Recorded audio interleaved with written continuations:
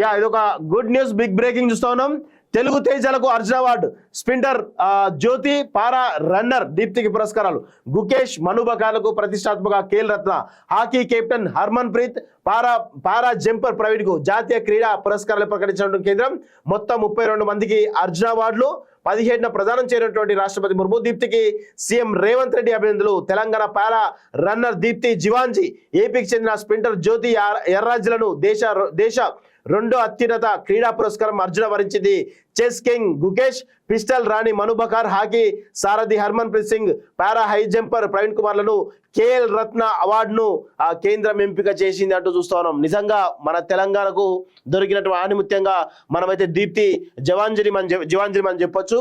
So ఆమెకు Arjuna award రావడం ముఖ్యంగా తెలంగాణకు, అదేవిధంగా వరంగల్ జిల్లాకు కూడా ఇదొక ప్రతిష్టాత్మకంగా మనం చెప్పొచ్చు. నాకు తెలిసి వరంగల్ జిల్లాకు మొట్టమొదటి అర్జున అవార్డు కూడా నాకు తెలిసినంత, నా అవగాహన ఉన్నంత, నా జ్ఞానం ఉన్నంత వరకు, మిగతా మేబీ వేరే వాళ్ళు ఉంటే నాకు అంత ఐడియా లేకపోవచ్చు.